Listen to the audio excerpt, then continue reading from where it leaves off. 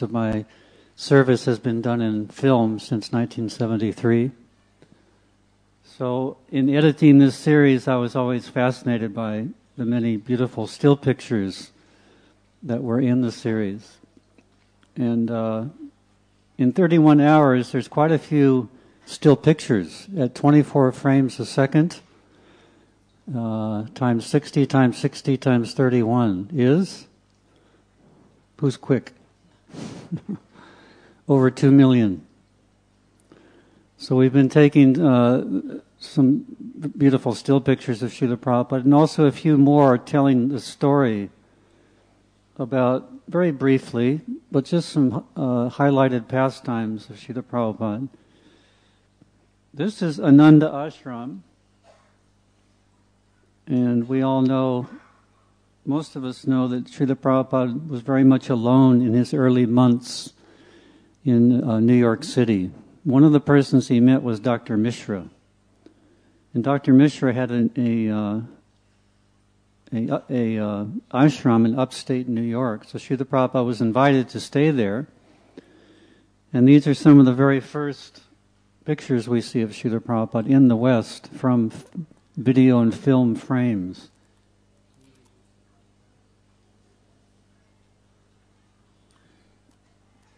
In fact, in the Lilamrita, we find that the first still pictures of Srila Prabhupada in the West were taken from films, especially at Tompkins Square Park. This is Dr. Mishra. When Dr. Mishra heard Srila Prabhupada speak, it was somewhat contradictory to his impersonalist philosophy, very much so. So he didn't want Prabhupada to speak, but he allowed him to do kirtan. And this is some of they were doing Hatha Yoga at this ashram and also hearing impersonalist philosophy. So Srila Prabhupada's only preaching was through kirtan. This is Joan Suval. She speaks about Srila Prabhupada helping him in the early days. Dr. Mishra asked her to help him, anything he needed. So she did a lot for Srila Prabhupada, took him shopping, and she came to love Srila Prabhupada very much, just like Sally Agarwal, American housewife. Actually, anyone that Srila Prabhupada came in contact with, he endeared himself to them. So Joan Suval, she remembers, she's the present-day head of an Ananda ashram. She gave a very wonderful interview. And she remembers when Srila Prabhupada would be asked by Dr. Mishra to lead kirtan, Dr. Mishra would say, "Only a few minutes, Swamiji.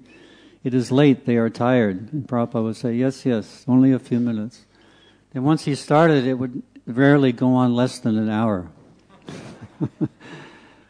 So, now this is the first temple at 22nd Avenue. Prabhupada went through immense difficulty in the winter of 1965, 1966, before a temple was established. We can just imagine him alone, pretty much alone, with in the Bowery, with all sorts of, strange people around. And this is an interview from this film. These were taken from the film. The film was made by Richard Whitty. Richard Whitty was a filmmaker, he and his wife, and they worked for a production company, and the head of the production company asked them to go out and make their own film. So their first film was this film called Matchless Gifts. And that was made in 1966. In 1983, we were looking for footage of Srila Prabhupada in Tompkins Square Park. We didn't have any. And we thought for this Your Ever Will Wisher biography film, we must have some pictures, some film of Srila Prabhupada in the very beginning, Tompkins Square Park. So 1983, we were just about to release the film. We had no footage. Then all of a sudden, Richard Whitty, who had been taking prasadam at Govinda's in New York, he decided to donate the film. Nobody knew it existed. So just see how Krishna works within everyone's heart to inspire. In this interview, Srila Prabhupada gives all credit for starting the movement to the boys.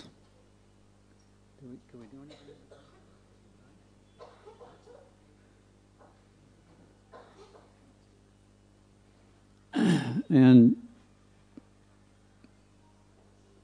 one second here so we can get a better view. No, go the other way, I'm sorry. Now stop there and go to brightness. Go to brightness and increase that. Okay. Prabhupada gives all credit to the boys, and here are the boys in the ashram having kirtan. This is Srila Prabhupada's greatness also, another example that he accepted everyone who came. It didn't matter who they were. Of course, they were all spirit soul, and Srila Prabhupada saw that. And any spark of Krishna consciousness they had, he would fan that spark. And this is the some wonderful still pictures of Srila Prabhupada in chanting in Tompkins Square Park, the very beginning. To me, this picture shows Prabhupada's compassion, his determination, and his enthusiasm. We can just imagine if Srila Prabhupada didn't leave Vrindavan and come to New York City alone, where would we be today? It would be quite a different world.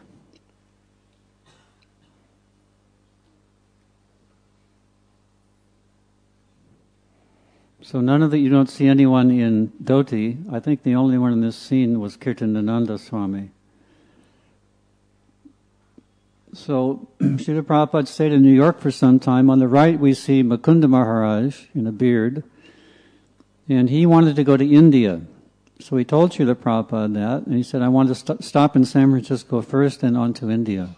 So Srila Prabhupada said, well, why don't you, while you're there in San Francisco, try to start a temple.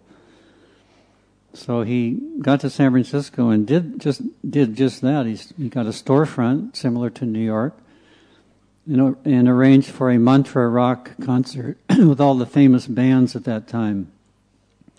In the middle we see Shyamsundar Prabhu, and this was his first meeting with Srila Prabhupada. It was actually also Srila Prabhupada's first airplane flight from New York to San Francisco.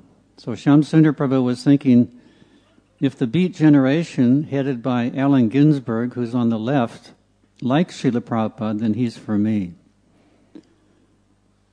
So Srila Prabhupada would go to Hippie Hill, and there would be kirtan every day. This was a famous place where the hippies congregated in Golden Gate Park, San Francisco.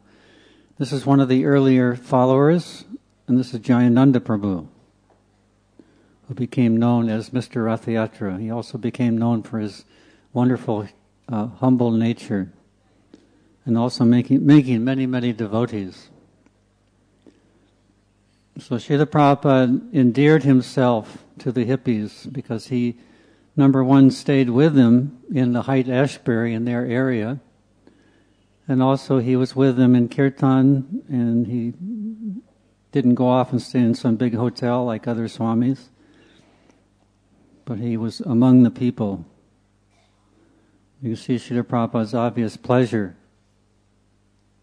being in Golden Gate Park with the hippies chanting Hare Krishna.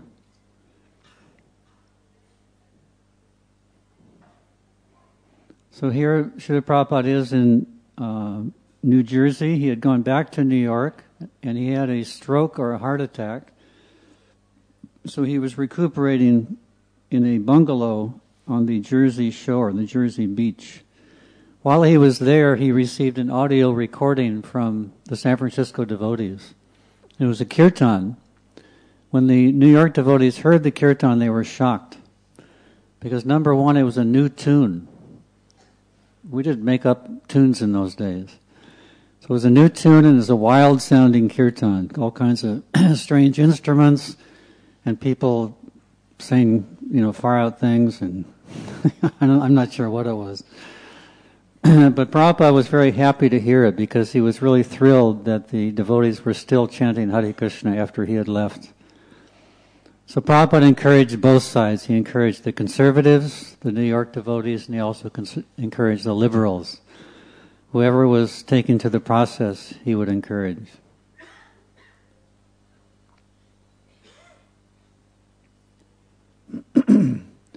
These are some still pictures taken from a film entitled Swamiji, taken by Damodar Prabhu. And Prabhupada was not getting better, so he decided to go to India to regain his health.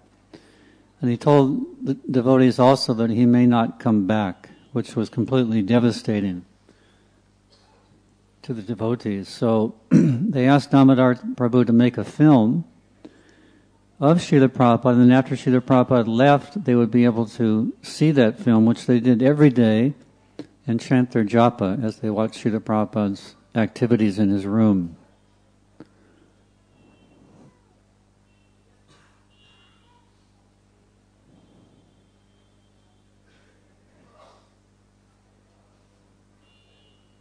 In those days, there were very, very few books. This must have been some outside book, small book that Prabhupada was reading. And here we are in Prabhupada's room with, you can see the globe on the left. Prabhupada would sit and meditate on that globe. And devotees would be with him, and he'd say, Brahmananda, you shall go to Africa. Gaurasundar, you shall go to Japan. Such and such, you shall go to Russia. This was the International Society for Krishna Consciousness, but there were two centers. And Prabhupada was talking about devotees going all over the world. And they wouldn't disbelieve. They would listen and they'd have faith, but they couldn't figure out how it would ever happen. So Prabhupada had the vision. Here we are in Boston. There was the third or fourth temple established in Boston. And on the right is Gaurasundar Prabhu, on the left is Jadharani Dasi. Gaurasundar was an avid reader, and since there were very few books at that time, he went to the library a lot and read a lot about the Vedic culture, and he also read about the Brahminical class, and he wanted to become a Brahmin and chant mantras and whatever. So he asked Srila Prabhupada if Prabhupada could make him a Brahmin. So Prabhupada decided to have the first Brahminical initiation. But the problem for some was that women were not included. And Gaurasundar's wife, Govinda Dasi, and Jadharani Dasi were very, very upset. And they let Prabhupada know that in different ways. So Prabhupada agreed to give the ladies Brahminical initiation also. Prabhupada arriving at Montreal airport, if you ever received a smile like this from Srila Prabhupada, it was quite overwhelming. This unknown lady, elderly lady, came with a bouquet of flowers to offer to Srila Prabhupada. These are the devotees dressed up, Radha and Krishna and the gopis. It was part of a film called The Full Nectarine. And it was the life of Lord Chaitanya, and included Radha Krishna pastimes, and also Srila Prabhupada appeared in the film at the end. And there was some problem at this time in the devotees' understanding. They were actually thinking that when we dress up these devotees as Radha and Krishna, they actually become Radha and Krishna. So Prabhupada heard about this, and he was quite alarmed and upset. And in fact, when one of them took prasad, the devotees would take it as remnants, Krishna's remnants. Prabhupada, he said, by this inclination, I can understand that you want to know more about Radha and Krishna. So he explained the prayers of Brahma Samhita prayers. And the devotees were very happy to have their misunderstanding corrected and to hear about the pastimes of Radha and Krishna in the spiritual world. In the end of this film, Prabhupada's having kirtan, and this is an interview in Boston, Massachusetts. I took some of these film frames just to show Prabhupada's amazing expressions during this interview. These are described as Prabhupada's saucer-like eyes. And at the end of the interview, he showed how to chant japa.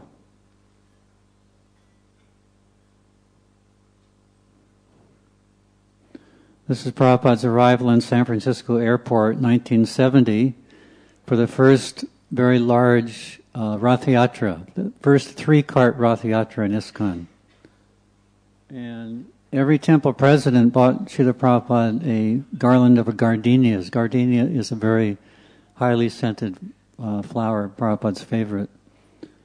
So the reception was very wonderful at the San Francisco airport. Here Prabhupada's dancing at the Rath Yatra.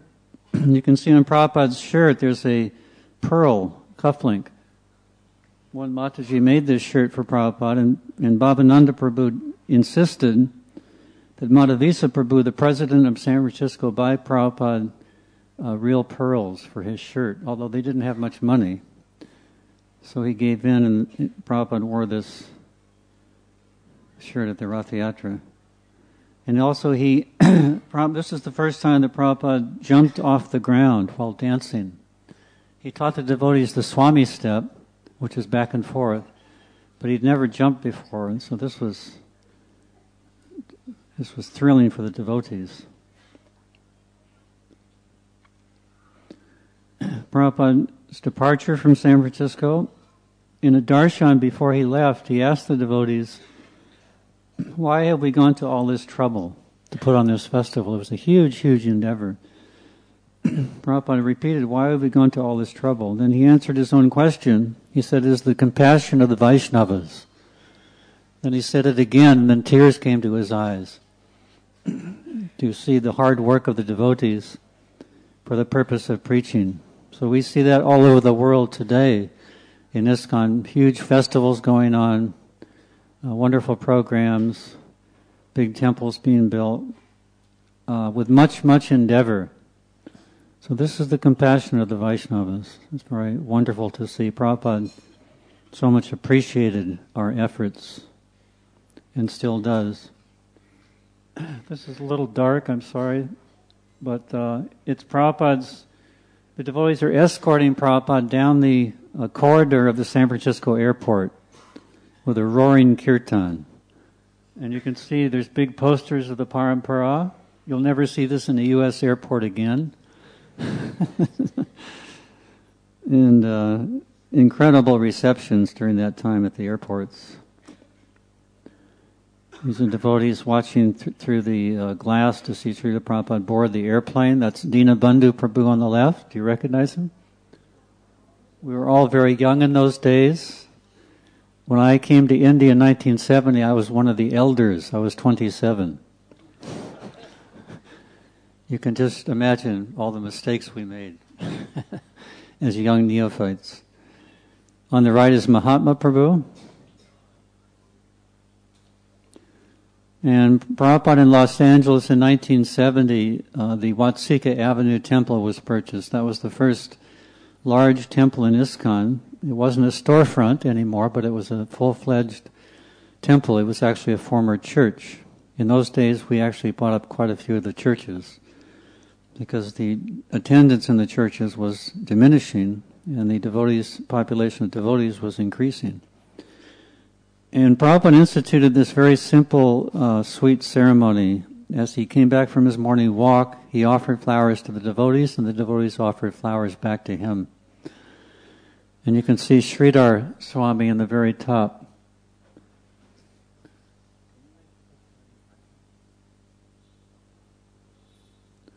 Let's just try to get the picture brighter here.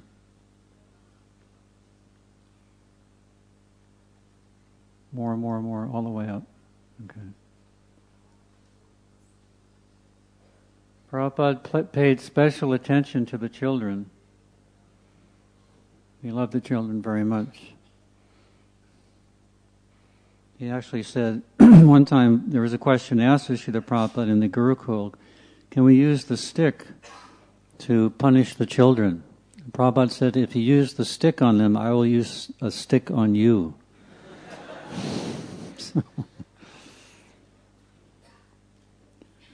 When Prabhupada was in Los Angeles, one day he took Charnamrita and he turned and looked at the devotees and he said, it is salt. Someone had put salt instead of sugar in the Charnamrita. Then another time he sat on his Vyasasana and was presented a book by ISKCON Press.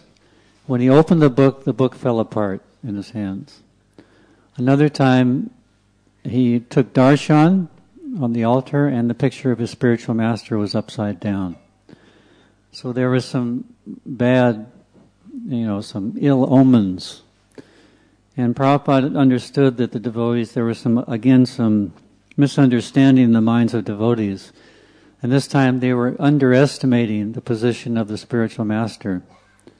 And in our DVD series, one of those devotees who was responsible for part of that very frankly discusses that. And he said it was because of the jealousy of the spiritual master. So this may seem surprising, but actually this is the very reason we're here in the first place, because of wanting to take Krishna's position as the enjoyer. So these tendencies come out in conditioned souls. And again, we were very, very young in those days. The oldest devotees were maybe at the most 4 years in devotional service. So Prabhupada heard about this, and he actually gave 4 of them, of these persons who were preaching or had this mentality, he gave them sannyas. And this may seem surprising also, but it was a reformatory measure. And also Prabhupada needed sannyasis in those days, and these persons were leaders. So as a reformatory measure, he gave them sannyas. And then Srila Prabhupada left Los Angeles for Japan. This garland went down to his feet. And even though there was some misunderstanding amongst some of the leaders, Prabhupada was always very blissful. He didn't let these things bother him. He would deal with them, but he was always in blissful Krishna consciousness. Here we are in New Vrindavan, 1970. This was about a month after Srila Prabhupada left.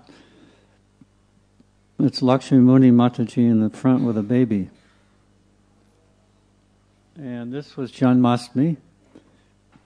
So those sannyasis had come to New Vrindavan, and this time there was another problem. You may wonder why I'm bringing up all these problems in the early days in ISKCON.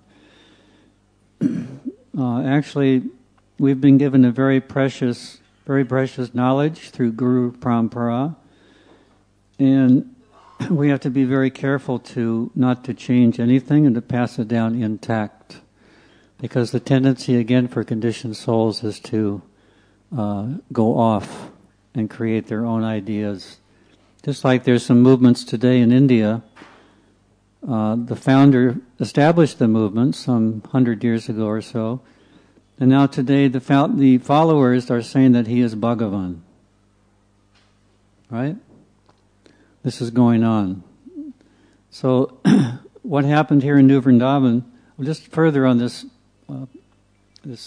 precious knowledge that we've been given, in Bhagavad Gita, Krishna tells Arjuna that he's speaking Bhagavad Gita to reestablish the disciplic succession, Guru Parampara. So if the disciplic succession can be broken 5,000 years ago, what to speak of today? So it's quite astonishing actually that we hear that. It was broken and Krishna reestablishing it. So we have to be very careful. So there was another misconception. This time the sannyasis went overboard. They were preaching the opposite, that instead of underestimating the position of the spiritual master, they were overestimating. And they were preaching that Prabhupada is actually Bhagavan. And when you recite Sri Bhagavan Uvacha from Gita, you should say Srila Prabhupada Uvacha. So this caused a huge upset at the festival. Many devotees left, they were bewildered. Hayagriva Prabhu finally told Srila Prabhupada, he contacted him, and what was going on. And Srila Prabhupada expelled those sannyasis from ISKCON. This was a big blow to them. And they were sent away. They were sent to the Detroit temple, taken away from the festival, and then the next day put out on the street, and they just had to walk. And they had nothing. They had a few belongings, and they had 25 cents, which is $0.25. And they didn't know what to do. So they walked that night, and slept under some pine trees because there were some pine needles on the ground, which made kind of a soft bed. In the morning, they got up and they were outside the Ford Motor Company in Detroit, Michigan. So they chanted their japa. They read Bhagavatam. This is what sannyasis do. Again, they were very distraught, being expelled from ISKCON. And then they were chanting, and then a little boy came up to them, and they said, "Here, my mommy told me to give you this."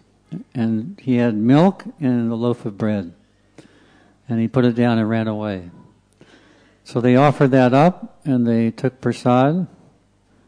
And then they hitchhiked to the University of Michigan. There they preached to the students. And they said, "If you invite us to your apartment, we'll cook a feast for you, and then we'll have a nice festival." Feasting and philosophy and kirtan. So they did that for quite a few months. And one of the persons they met, he was married. He was very attracted. He invited the sannyasis back. And he said, in his mind he was thinking, "I want to become like this sannyasi." And he was referring to Vishnujan Maharaj. So that person later became Indraduna Swami, who is doing a huge amount of preaching today. So by the preaching of the four sannyasis, they were purified and they were accepted back into ISKCON. And they did a lot of preaching after that. So the beginning of Srila Prabhupada's mission in India was in August of 1970. It was the Prabhupada's World Sankirtan Party. And everyone, about 20 or 30 devotees met from America. They came to Bombay. And the impact on the Indian people was extraordinary. Seeing Westerners dressed as Vaishnavas coming back to India. If we just consider the history of India, the overt attempt at the destruction of the Vedic culture by the Muslims, and then the British in more subtle ways tried again. And to see after all that, of course there was independence, but to see Westerners dressed as Vaishnavas coming back to India caused an amazing reaction. Most people were very, very proud to see the devotees, and some were skeptical, even some were thinking the devotees were CIA agents. That was brought up in Parliament. That means Central Intelligence Agency, the intelligence department in America. And here's Prabhupada at one program. He was asked to speak at Chowpatty Beach at a Pandal program. And he was asked by the organizers, "Swamiji, you can speak, but we don't want your disciples to sit on the same stage." So Prabhupada's answer was, "I won't speak unless my disciples are with me." Prabhupada was very proud of us. And he said that my disciples are every bit as good as these yogis and swamis who are participating in this conference. And most of the yogis and swamis were, of course, impersonalists. So in that one respect, we had a better understanding, even though we were quite young. At this particular Pandal, Prabhupada did something extraordinary. He led kirtan, and then he asked the devotees to go down into the audience and continue kirtan, which kind of broke up the whole program. Prabhupada had different ways of doing that, these impersonalist gatherings. Sometimes he would be very outspoken in his address, and sometimes there would be kirtans that would go on, like this one did. This is Dinanath Prabhu in the center, great kirtaniya in the early days. Tamal Krishna Goswami on the left, Bhanu Swami on the right. And then Srila Prabhupada came down into the audience and joined us and started dancing.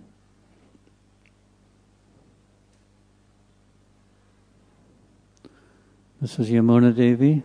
Prabhupada would ask her to lead kirtan many, many times in those early days.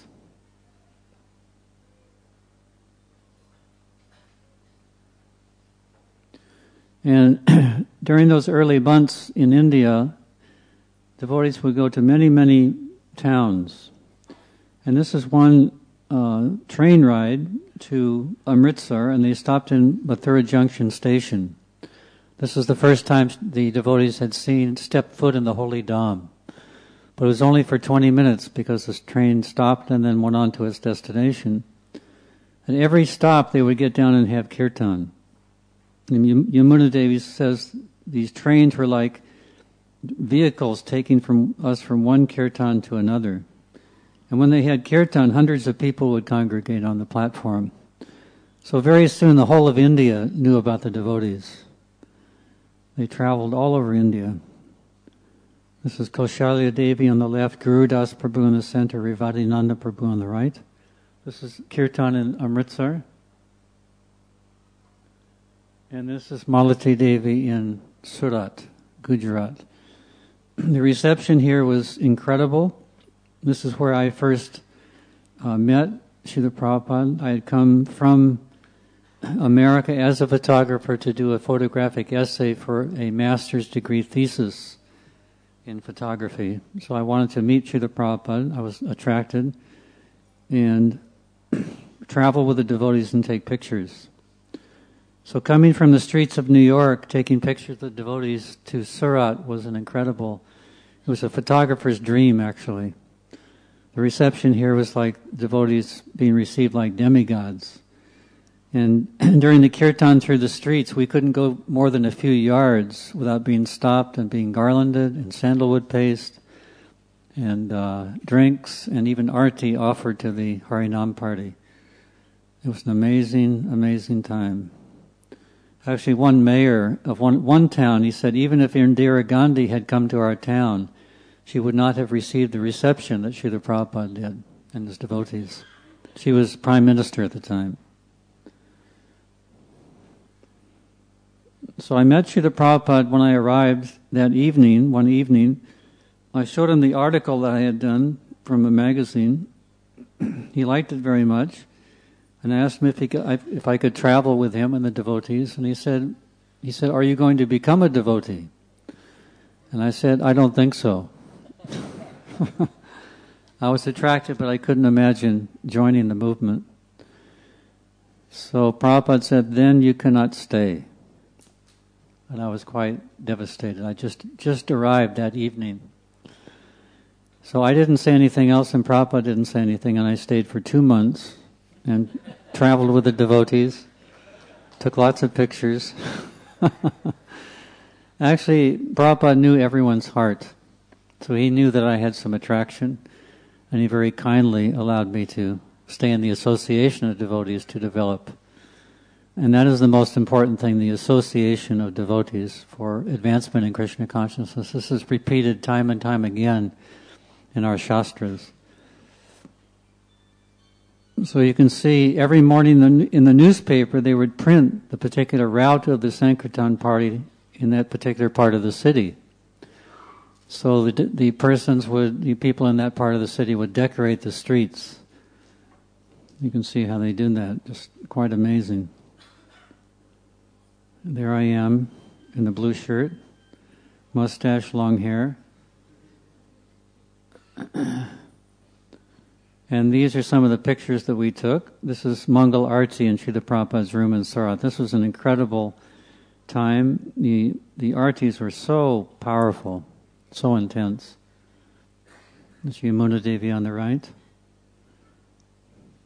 And this is a program, actually the second or third night that I was there, this program took place. Thousands and thousands of people, as far as you can see down the street. And Srila Prabhupada led a kirtan, and he spoke, and then he asked his different disciples to speak, one after another. And they turned to me and he asked me to speak. And that was another shock. What am I going to say? I expressed my appreciation for the reception the people of Surat gave the devotees. And I just was very happy to see that. And Srila Prabhupada was tireless. There would be 3, 4, sometimes 5 engagements per day. It was very hard to keep up with him. Constantly preaching. These are some of the engagements we attended. And we stayed at Mr. Jariwala's house. Mr. Jariwala has the Nehru cap on second from Srila Prabhupada's left. He put all the devotees up in his house, and with considerable difficulty. Many of us were sick at the time. He took very good care of us, he and his family. And when we left, he said he begged us all forgiveness for any offenses he may have committed. And then he started to cry. And Srila Prabhupada looked at us and he said, "This is a Vaishnava." Such a gentle, humble man. These are some still pictures that I took at an engagement in a village outside Surat. Srila Prabhupada's gestures were very dramatic in this lecture.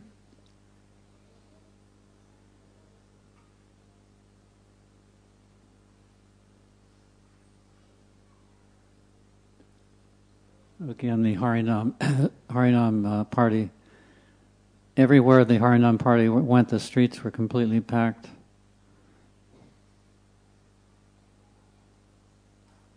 There's Bhanu Swami in the foreground.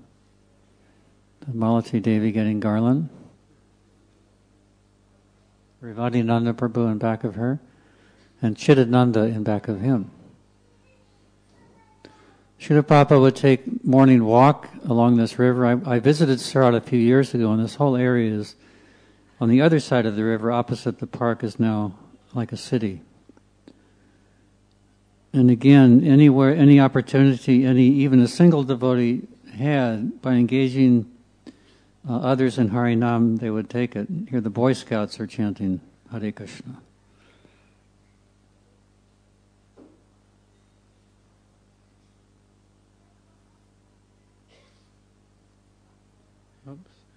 Here Srila Prabhupada's on his balcony.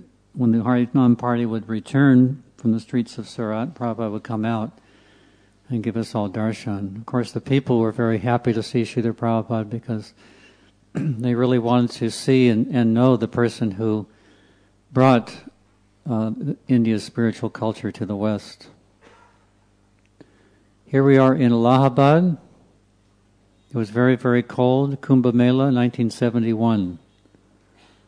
And Srila Prabhupada had us do 3 things here. Harinam Sankirtan every day, elaborate deity worship, and prasadam distribution. So our camp was very, very popular. That's Madhavisa Prabhu with a drum, Tamal Krishna Goswami next to him.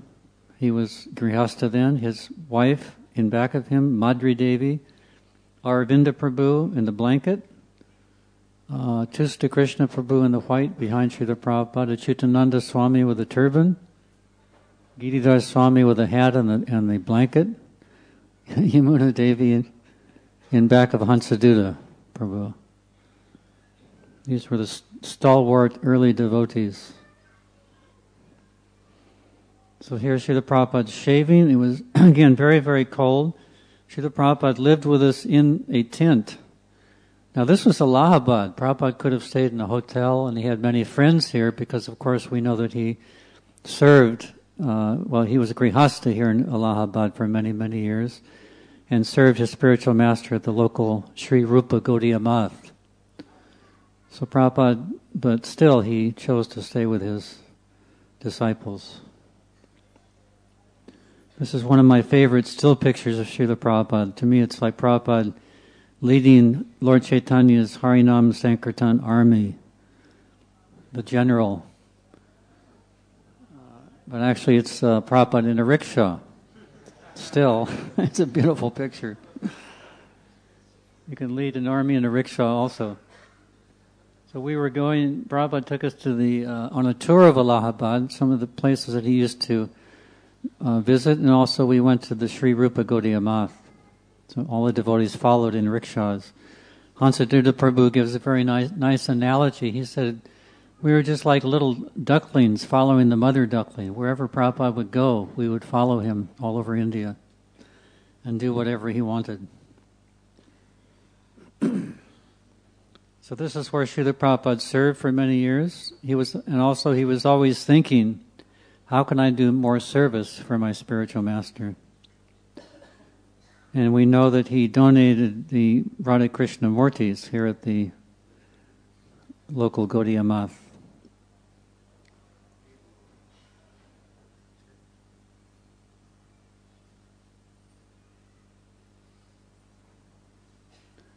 This is one of the engagements, many engagements we were invited to. This is Prabhu Das Brahmachari. He was reputed to be over 100 years old. Actually, Prabhupada said that there are many powerful yogis here, that we should be very careful and not to offend them. He said some of them are up to 300 years old. And he even said that 2 of them visited him, and they appeared like young boys. And he said some of these yogis have the mystic cities, and they can immerse themselves in the Ganga and Hardwar and come up in Allahabad. So Prabhu Das Brahmachari had the distinction of translating the Chaitanya Charitamrita into Hindi. I think that was the first Hindi translation. Here's Yamuna Devi again. Giridhar Das Brahmachari.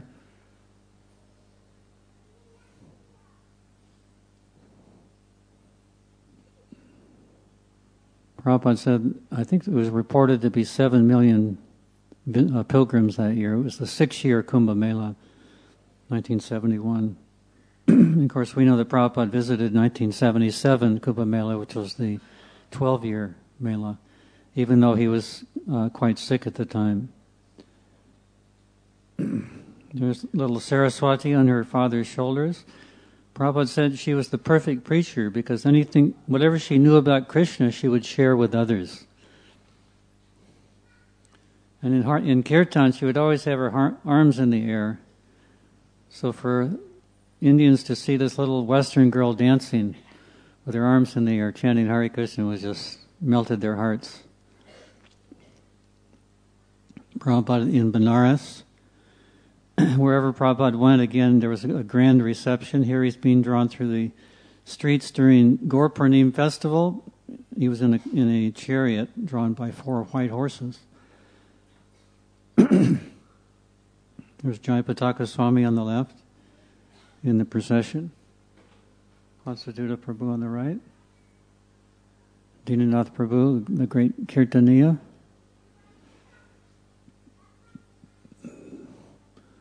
And here that same shirt is being worn by Srila Prabhupada with the pearl buttons. I mentioned one Mataji in Los Angeles made that shirt for him. It's not exactly a Swami shirt, but she was thinking, let me make kind of a cowboy shirt for Prabhupada. He's a cowboy, so he might like it. So again, Prabhupada, appreciated the devotion. He wore this shirt all over India, even though it was kind of a Western style shirt. So here's a very close-up shot of Srila Prabhupada. Sometimes when filming Prabhupada, we were very close, and then all of a sudden he would go like this, and then I'd turn the camera off and run away. Always afraid of disturbing Srila Prabhupada, but he very kindly allowed us to film. This is the deity of Chaitanya Mahaprabhu in that procession. And this is Cross Maidan, the famous festival, first large program in a big city in India, Cross Maidan, Bombay. And it was quite amazing, just these huge festivals in big cities, Delhi, Hyderabad, Calcutta, Bombay, Madras, manifested themselves in a few short months after Srila Prabhupada and his disciples arrived. So actually, we think that Srila Prabhupada didn't do much preaching. There wasn't much effect. He only had one disciple when he came to the West. But actually, he did a lot of preaching, especially to the upper class. Because when we came back to India, we were invited to many prominent personalities at their homes, and they had engagements, business people, politicians, educators, even scientists. So this big Bombay Pandal, of course, we know that this is where Srila Prabhupada invited one Western boy to come up on stage and sit next to him. And that person, you can't see it, but all the black in front are people in the audience. It was completely packed. So way in the back, Gurudas went and led Radhanath Swami to the stage. Haribol. And Radhanath Swami recalls in our DVD series hearing Srila Prabhupada speak for the first time, and he was impressed by his great desire to communicate the message of Krishna consciousness to his audience. And that was the beginning of his attachment and devotion to Srila Prabhupada. And then there was a marriage during that pandal on stage at night. This one Australian boy, Vegavan Prabhu, and Australian girl, I forget her name. Anyway, Srila Prabhupada said that this is the real United Nations. He was very proud of his disciples coming together and taking the vows of marriage. And of course, the audience was thrilled to see the ceremony on stage. So this is when my friend, Jean, she came from America to find out what happened to me. Also, my professors were wondering, what about his thesis? Where is he gone? So she came, and actually she helped me do the article, that first article in New York. When she came to the temple and met the devotees, she was very skeptical. She didn't like it. I liked it a lot. She didn't.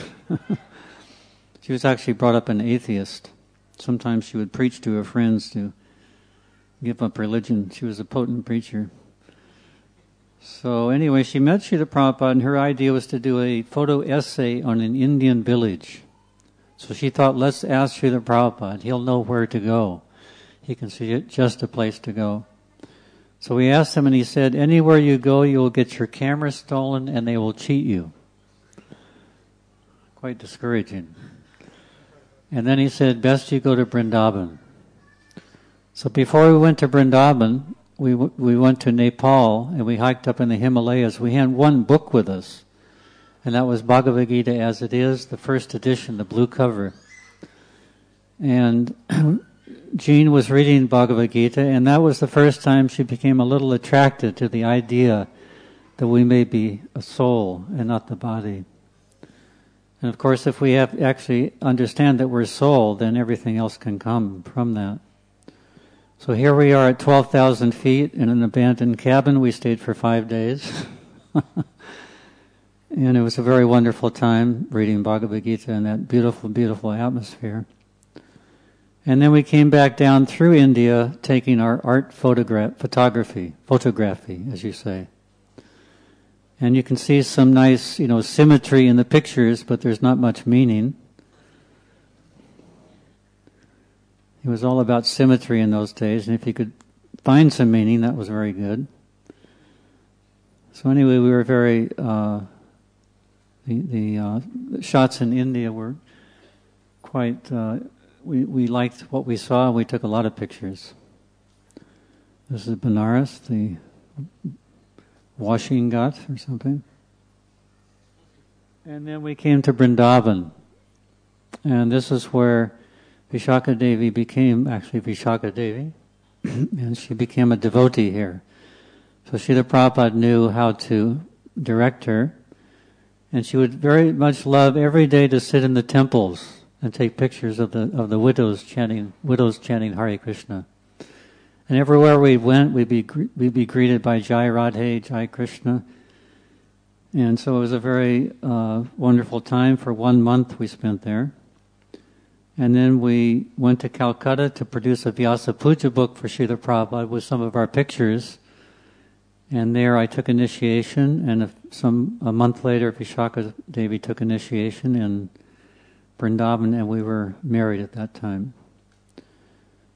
So this is the end of our presentation.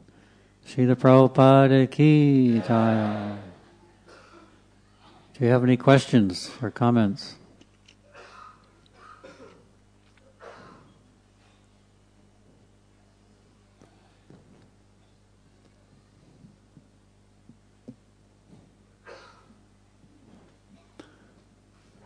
So shall we have kirtan?